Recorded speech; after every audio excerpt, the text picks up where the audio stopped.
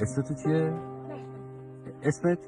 گوشیتینم که سیما خانوم. اسم شما چیه؟ سمیه. اسم شما؟ نیسا. نسا. و شما؟ فاطمه. فاطمه. چند سالته سمیه خانوم؟ چند سالته؟ نمیدونی؟ این شما این واسه چی بیاری شد داره؟ چی میخواین؟ بگوش درون بگوش.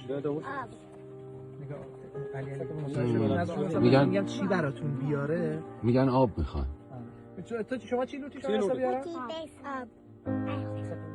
علی زیاد بچه 3-4 ساله پرسید چی میخوای؟